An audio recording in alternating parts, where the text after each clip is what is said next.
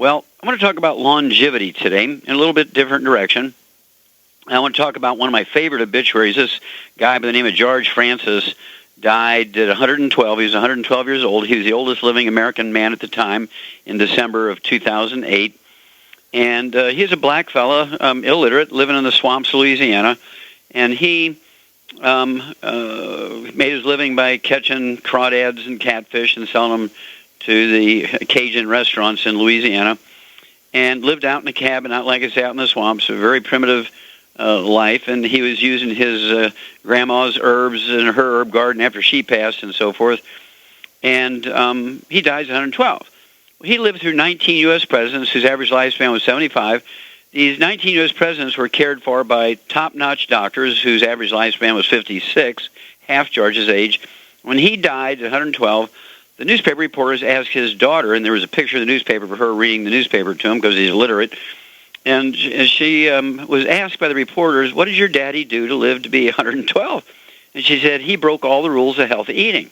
Well, she went on to say, and of course, who comes up with the rules of healthy eating? Medical doctors. They live to be 56. And she went on to say, he went on to break the rules of healthy eating with a diet heavy on dairy, eggs, and lard sandwiches. Now, that sounds really wild. Lard sandwich, big fat sandwiches, eggs, dairy, all the things your doctor says not to eat. We have to remember that your grandma and grandpa and great-grandma and grandpa lived on that stuff. That's the way it was, and they lived to be 102. And they smoked and they drank and they stayed up all night and played cards or checkers or gambled and whatever. And you try that, you're going to die at 48. And so let's look at this a little bit. Okay, the average American lives to be 72, maybe guys, women 75, 78, depending on whose data you look at. Again, doctors live to be 56. I said 58 in my original Dead Doctors Don't Lie audio cassette tape in 1993. But doctors didn't like that, so they ran their own study, which was published in 1999, said doctors live to be an average of 56. And then athletes, you take all professional athletes combined, of every sport, you're looking at an average lifespan of 62, except for football players. You take out the suicides, an average lifespan for football players, both with the NFL and also the Canadian Football League combined, is 51. Okay, 51 for football players. And then the top 20 longevity cultures, their average lifespan is in the 90s, 98 or so. They have 40 times 100-year-olds we do. They have 100-year-old per 250 of the population. We have 100-year-old per 10,000. And I have a book out called Immortality, which goes into the details of their lifestyles and diets. And then my new book out, Epigenetics, The Death of the Genetic Theory of Disease Transmission, which looks at individual nutrients and what they do, particularly rare earths. And I have another book out called Rare Earths Forbidden Cures. Those three books, Epigenetics, The Death of the Genetic Theory of Disease Transmission, Immortality, and the book Rare Earths Forbidden Cures, will cover all the nutrients necessary to add 25 to 50 healthy years to your life. And they do that by using the principles of epigenetics, which means that you're going to give your genes, your DNA and RNA, all the raw material, all the cofactors, all the enzymes and coenzymes that your genes and DNA and RNA require to maximize their genetic potential. In other words, you might have good genes, and you have the potential to live to be 102 or 115, but if you don't give your genes, your DNA and RNA all the stuff they need to get there, you could die at 38, you could die at 42, you could die at 60. You're not going to make it to 102 if you don't give your genes, your DNA and RNA all the stuff they need. Well, this is where the term epigenetics comes in, and I'm considered one of the fathers of the science of epigenetics. I started publishing stuff on this back in the 1960s and 70s and 80s. My big book came out from the National Institute. We're looking at 1,200 pages in the Smithsonian Institute as a national treasure, 20,000 autopsies, 17,000 some change of over 454 species of animals, and 3,000 humans. The bottom line of the study was every animal and every human being who dies of natural causes dies of a nutritional deficiency disease, not genetics. And, of course, I discovered the first non-human case of cystic fibrosis. I knew that cystic fibrosis was actually caused by a deficiency of selenium during pregnancy. Learned that the cause, prevention, and cure of muscular dystrophy was the deficiency of the same trace mineral, selenium. And then you get cardiomyopathy heart disease, a cause of sudden heart disease in athletes. and even young people. I've actually done 1,700 autopsies on kids under the age of 10 who died of cardiomyopathy heart disease, a.k.a. Keyson's disease. All this stuff is published. Nobody can deny that it happened. And so I urge you to get a hold of the books, Epigenetics, The Death of the Genetic Theory of Disease Transmission, the book Immortality, and the book Rare Earths Forbidden Cures. And you're going to know more about longevity than your doctor ever dreamt of. Okay, your doctor is totally ignorant, I'm afraid. We know now that there's not a single disease that's transmitted genetically. There's not a single birth defect that's transmitted genetically. They're all nutritional deficiencies. And I urge you to get on your 90 for Life program. Take the 60 minerals, 16 vitamins, 12 essential amino acids, 3 essential fatty acids. Give your genes, give your DNA and RNA what they need to maximize their genetic potential for health and longevity. And you'll add 25 to 50 healthy years to your life. Even more importantly, you'll add 25 to 50 healthy years to your kids and your grandkids' life. We can save America. We're going to have to do it one family at a time. And we're going to have to do it because the medical system has failed us. And we'll be back with more truth, justice, and the longevity way on Dead Doctors Don't Lie after these messages. Okay, Doug, what pearls of wisdom do you have for us? I saw this one, and it didn't surprise me, but I found it a little shocking. This came out of Florida. It was a woman by the name of Jennifer Goodall, and a couple of weeks before her birth, she was going to give birth to her fourth kid, and this was at a Florida hospital. The hospital threatened to force a C-section on her with or without her consent. They said she wanted to try to deliver the baby vaginally before agreeing to her fourth cesarean if it was necessary. But the hospital, Bayfront Health in Port Charlotte, also threatened to call the State Department of Children and Families because the hospital had sent her a letter saying that a VBAC, or a vaginal birth after cesarean, could lead to, quote, death or serious injury to the baby. She says, my healthcare providers have made me fear for my safety and the custody of my children. I know I'm not the only one to go through this. I'm speaking out because pregnant women deserve better. She did go ahead and deliver via cesarean, and however, the federal judge had actually earlier in the month had sided with the hospital, saying that the mom-to-be had, quote, no right to compel a physician or medical facility to perform medical procedure in the manner she wishes against the best medical judgment. They say, though VBACs women, about 80% of the women that do them come to it completely safely, according to the World Health Organization has actually come out several times in the last years and criticized the U.S. because we have one of the highest, I think, if the highest C-section rate in the world. And they say it's like any other surgery, opting in or out is constitutionally protected right, according to an attorney for the National Advocates for Pregnant Women. And he also goes on to say, no woman should fear because she's pregnant that she'll be threatened with or coerced to or deprived of her constitutional rights.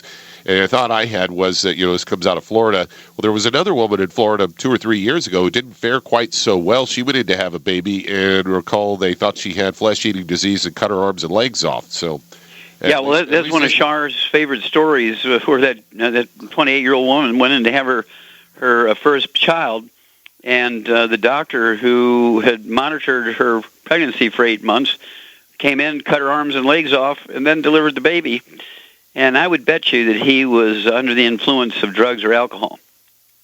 I wouldn't be surprised because, wasn't it insurance companies that said that doctors are 56% of them are drunk or on some sort of street drugs or that was actually Lucien Lepay, who's the head of the department of the School of Public Health at Harvard Medical School.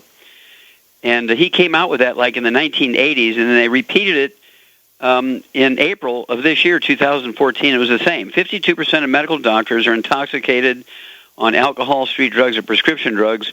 And I think in this case, this gal, instead of submitting to this, if she wanted to go for a vaginal birth, she should have had a midwife deliver that baby and have a medical doctor that she paid standing by, ready to do a cesarean section if it was necessary. I think she did it, she submitted too easily there. The other option, again, is a midwife, be in the hospital, have the midwife deliver the baby, and if there's a need for a cesarean because she couldn't do it vaginally, there was something, bad thing happening, the doctor could jump in and immediately slice her open and take the baby out. And so it's not like there wasn't an option. It shouldn't have been treated as an all-or-nothing thing. She could have gone to a different hospital. There's all kinds of other options. I'm so sorry that she submitted. Medical doctors, remember, for 100 years since 1914, have been a medical monopoly, a protected monopoly. The only legal monopoly in America is the medical system. They can go ahead and take your child from you without a trial, without being in front of a magistrate. These guys are protected monopolies, self-policing. They have no oversight by anybody. They rip off America by $750 billion a year, $750 billion by false claims to the insurance companies or things they did to you didn't need. $750 billion, $750 billion, 1/3 of our budget, and they all get a walk. When do we object? When do we protest? Well, we're doing it here on Dead Doctors Don't Lie, and we'll be back after these messages. Okay, Doug, let's go to callers. Let's head to Los Angeles, California. And Omar, you're on with Dr. Wallach. Hello, Omar, you're on the air. Hi, Dr. Wallach. I was calling because over the weekend I met a 38-year-old lady. She weighs 168 pounds, and she had thyroid cancer. I'm sorry, she had thyroid cancer? Yes. Okay. She had her thyroid removed, and I don't really know too much about the subject, but she had, I guess, her lymph nodes removed also, and I guess there's a little piece of it. I'm sorry, she has what also? There's a lot of background noise on your end. Oh, okay, sorry. That she had her lymph nodes removed. Okay, the regional lymph nodes in her neck? Yeah, but I guess they left some, so they don't know if it may be cancerous also. Well, they lost your lymph nodes. Yeah. Well, how do you lose somebody's lymph nodes? They probably just threw it in the garbage. Yeah, maybe. I think they left some of it in her body. Okay, so here's what we can do for her. Whether she decides to take chemotherapy or radiation or not, what we can do for her is support her immune system, which can be her best friend. We can support the thyroid receptors, because if they've removed her thyroid gland, whether it's malignant or not, she's going to have to be on Synthroid, U.S. Armour Thyroid, any of the other thyroid hormone replacements. Synthroid's another one, okay? And the receptors also need to be nourished, okay? So at 100, do you know if she has any other health problems? Does she have high blood pressure, diabetes, anything like that? No, the only thing she told me is that she feels like she goes out of breath sometimes too after the surgery. Mm-hmm. Okay. Well, I would go ahead and give her 2 healthy brain and heart packs per month. That's the quickest way to say give her 3 selenium at breakfast, 3 at dinner, 1 ounce of the Osteo FX Plus at breakfast and dinner, 2 scoops of the Beyond Tangerine 2.0 NutriCrystals at breakfast and dinner, 3 EFA Pluses at breakfast and dinner, 3 EFAs at breakfast and dinner. All that will be accomplished by the 2 healthy brain and heart packs per month. I would also give her the Ocean's Gold, which is raw materials to make thyroid receptors and healthy thyroid happy. I'd have her take 3 Ocean's Gold tablets at breakfast, 3 at dinner. That's 2 bottles a month. I would also, to help her if she does have positive cancer, she can go ahead and take the Z Radical, Z like zebra dash radical. I'd have her take 2 ounces a day, 1 at breakfast, 1 at dinner. That's 2 quarts a month. And the whole purpose here is to support her immune system, give her body everything it needs to defend itself. Okay, give us a call when you know more information, Omar, but this is a great place to get her started. Make sure she stays off all the bad stuff. Okay, no fried foods, no processed meats and oils, and no cruciferous vegetables. No gluten, no cruciferous vegetables. Okay, we'll be back after these messages. All right, let's head to Maryland. And Carmen, you're on with Dr. Wallach. Well, Carmen, you're on the air. Hello, Carmen. Uh-oh. Looks like we lost Carmen. Let's head on to Erie, Colorado. And Linda, you're on with Dr. Wallach. Hello, Linda. You're on the air. Hi there. Hi. I was calling. I have a coworker whose 6-year-old grandson has recently developed some symptoms that include a purplish rash, abdominal pain, some joint pain in knees and elbows. Started, I think about a week ago. How old is this child? Wait a minute. How old is the kid? 6 years old. And it's a he or she? It's a boy. Okay. Did she say anything about respiratory stuff? She did not indicate any respiratory problem. Any belly problems, you see? Just the abdominal pain is all she referred to. But this is all sort of just happened, or has it been creeping up for some time, or what? No, it started, I think it was about a week ago, and apparently there's some possibility that symptoms might go away in a few weeks, but then they can come back who knows when. Mm-hmm. But this is the first time all this happened? Yes, it's the first time. Okay, you don't know anything else about the family or anything? Not too much, no. Okay. Well, Shar, what would you do here? This, what can I say? We don't know a whole lot. 6-year-old boy. Do you know what he weighs, Linda? No, he's active for a 6-year-old. So I'm sorry, I don't have kids, so I don't know what an average okay. 6 years old, 40, 50 pounds maybe. Okay. Shar, there's a possibility here of many things, but, what would be the most common thing you could think of where a kid's going to get skin problems and belly pain? Yeah, it would be a gluten intolerance, and the safe thing to do would be get him on a gluten-free diet and see if that gets rid of all the problems. Yep, you're exactly right. And if he has any siblings, of course, we want to know, do they have any respiratory problems? Do they have asthma? Does his mother have skin problems?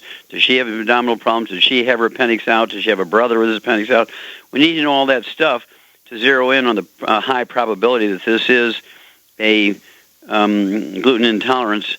Of course, the doctors are going to come up with, this is an autoimmune disease. It's, he could have lupus and all this kind of stuff. But the more rational approach is it's a gluten problem, and Ashar says, I'd get him on a gluten-free diet. If he's running a temperature, whatever, it wouldn't hurt sometimes to see a pediatrician and see what's going on and get their opinion.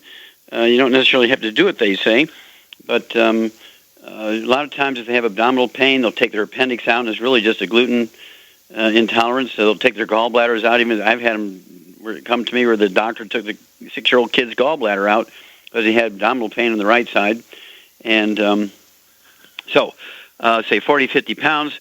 What would you give this kid for a supplement program? We're going to get him off of all fried foods. We're going to get him off all the processed meats with nitrates and nitrites, no oils and no gluten. And we'll be back, and then Shar and I will tell you, Linda, what to give this little fella as a supplement program after these messages. Okay, Doug, let's go right back to Colorado and Linda. Okay, Shar, are you there? I'm here. Okay, what are we going to give this 6-year-old boy, say 40, 50 pounds, got rashes, abdominal pain, likelihood of a gluten intolerance? What would we give him for a supplement program? I would give him the Healthy Body Digestive Pack 2.0, and it would last him 2 months. Okay, very good. Excellent.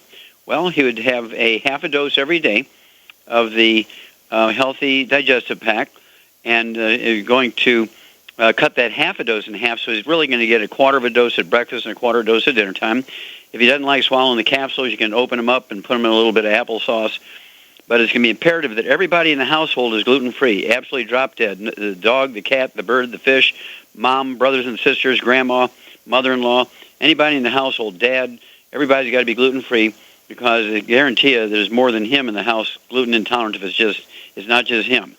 And then give us a call every couple of weeks. Get us more information, Linda, and we'll be able to do better. But this is a good place to start. Obviously, if the kid's running a temperature, maybe has other stuff going on, and Mama may have already done this. She may have already taken him to a pediatrician. We need to know what the doctor said. Okay, Doug, let's go to callers. Let's head to Florida. And Charmaine, you're on with Dr. Wallach. Okay, Charmaine, you're on with Doc and Charmaine. Hi, yes, I'm here. How can we help you? Okay, my daughter, she started out having pain, and the doctor said she had malrotation and did a procedure on her. Now, as I'm talking to you, she's in the hospital because they put a Brovia central line in her to get nutrition and a GJ tube. And it's been 2 years, and so far... Wait a minute. He's in the hospital for 2 years? No. Since the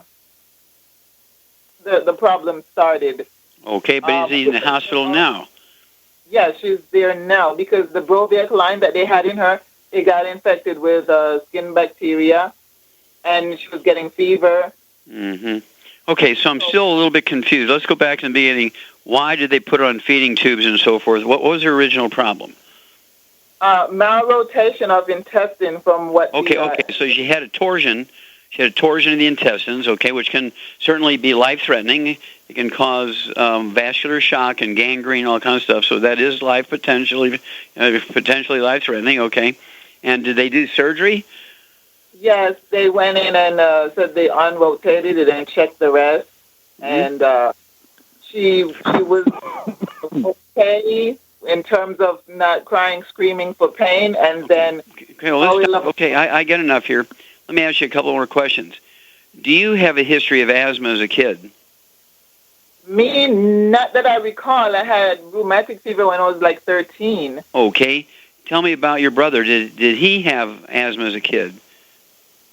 Not any of my brothers or sisters that I know of. I know my son, my little one who's 12, had asthma symptoms, and I had to get, the inhalers. Inhalers. Did you get inhalers? Did you get inhalers for your son? Yes, I had to.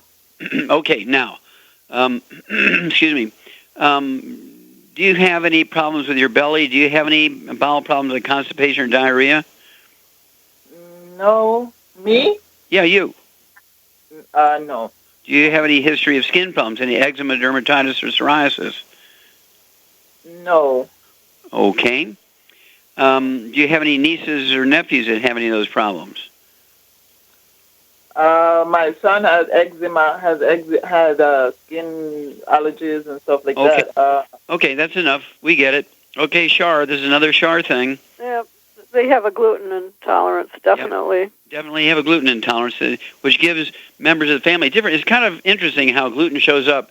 One person can have asthma, the next one has eczema, the next one has belly pain, but it's all the same disease, and it'll vary like that depending on how much gluten the individual takes in. Let's say one individual has pancakes for breakfast and they have a hamburger with a bun on it at lunch, and then they'll have pasta at dinner time. They're more likely to have the severe belly pain and maybe asthma, and even they might even have the skin stuff too. And then you have somebody that only has maybe crackers and cheese for lunch and has no gluten at breakfast, no gluten at dinner. It might take them until they're 25, 30 years old before they show up with constipation, and then they'll just take a laxative. And they won't until they're 70. Then they have more serious problems because they're taking in just a little bit of gluten compared to somebody who's taking in a lot. So it's not an all or nothing thing. And so when your brother gets out of the hospital, he needs to go on a gluten-free diet. You need to go on a gluten-free diet. If you have any other brothers and sisters, they all need to go on a gluten-free diet. And if you have any sisters, they have to get gluten-free and get their kids all gluten-free. Do you have any other children besides this one son? Okay, my daughter, she's the one who has the GJ tube and the Brovia line. Your brother? My daughter. Okay, your daughter. I thought it was your... Okay, yeah. Yeah, definitely you guys all have gluten intolerance. So is she your only child? I have 3. Okay, do the other 2, do they have any problems with digestion or skin or respiratory?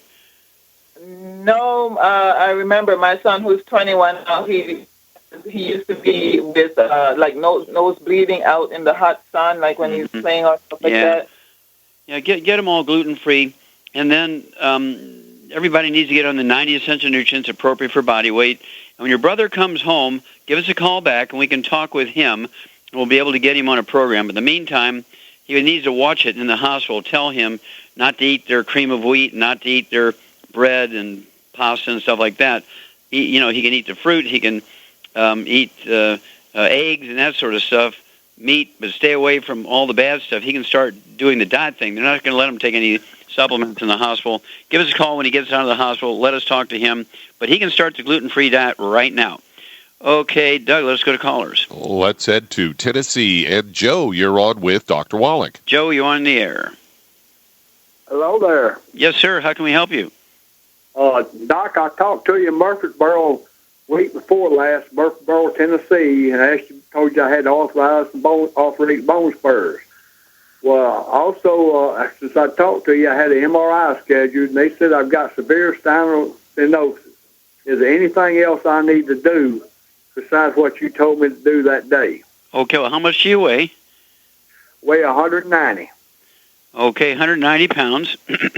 And do you have any skin problems or constipation or asthma, anything like that?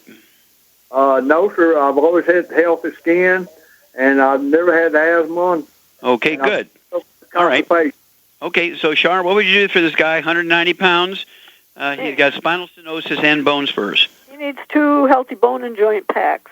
Absolutely perfect. And so Char's exactly right there, Joe. You need to stay away from all the bad stuff so you can maximize your absorption. No fried foods, absolutely no processed meats with nitrites, no oils. That means no olive oil, no coconut oil, no margarine, mayonnaise, salad dressing, cooking oils, no gluten. Even if it doesn't look like it, we're going to maximize your absorption of nutrients. 2 healthy bone and joint packs per month, as Char said. And then, would you take 1 ounce of the Osteo FX Plus at breakfast and dinner, 2 scoops of the Beyond Tangerine 2.0 NutriCrystals at breakfast and dinner, 3 of the EFA Pluses at breakfast and dinner, and 15 Glucogel a day, 5 at breakfast, 5 at lunch, 5 at dinner. All that would be accomplished by the 2 healthy bone and joint packs. Stay away from carbonated drinks, particularly with meals, so you don't neutralize your stomach acid and maximize your absorption, particularly of minerals. And guess what? We will support and promote maintenance repair of cartilage, ligaments, tendons, connective tissue, disc between the vertebrae, bone, matrix, and bone itself. And guess what? All things bone and connective tissue, including bone spurs, calcium deposits, and spinal stenosis, will resolve themselves. We'll be back after these messages.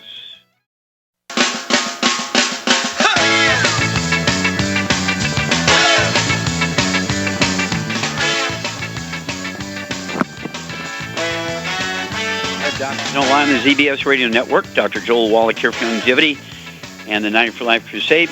And Doug, let's go to callers. Let's head to Capitola, California. And Kat, you're on with Dr. Wallach. Oh, Kat, you're on the air. Hi, Dr. Wallach. Hi, what's up? I have a 4-year-old feline that has chronic severe gingivitis or tartar on the gingivitis, a gum line, and it bleeds all the time. And this has been for a couple of years going on. He's on Arthrodex, but I want to know what I can put on the gum line, like colloidal silver, or what? Yeah, you can use colloidal silver, but I would change the food. If this cat has had these problems for years, I would definitely change the food out. Is he getting dry food or moist food? He's on dry food, and I'm just starting him on some gluten-free, grain-free wet food I just found. Okay, good. Yeah, it's very difficult to find gluten-free cat food, so I'm glad you found one. But get him on the gluten-free food. Give him a half a scoop of Arthrodex. Usually cats are 8-10 pounds, 12 pounds. You can give him a half a scoop of Arthrodex every day. But also give him a teaspoon of the Osteo in there. But then you can use, hold the cat and just dribble some of the colloidal silver along his gum line 2 or 3 times a day. And even if he swallows it, it's fine. It's quite safe for him, okay? That's perfect. Thank you very much, Dr. You're Wallach. very welcome. Okay, Doug, how much time we have here? We got about 3 minutes here. Okay, let's try another one. All right, let's head to Minnesota. And Donna, you're on with Dr. Wallach. Donna, you're on the air. Yes, Dr. Wallach. Yes, ma'am. How can we help you? I am on dialysis. I've got your product, but I'm not sure how to use it being I'm on dialysis. So how do I use it? Well, how much do you weigh, dear? About 108. 108. You're small. 108, correct? Yeah, I'm very small. Okay. And so what products do you have? We have 1,000 products. What products do you see? You're on my products. Which one are you taking? Okay. We got to go faster because we only have a moment here. Okay, just a second. I'll tell you. Let me ask you, do you have the Ultimate Daily tablets there? Yes, I got a tablet, and I got something orange. Okay. Okay.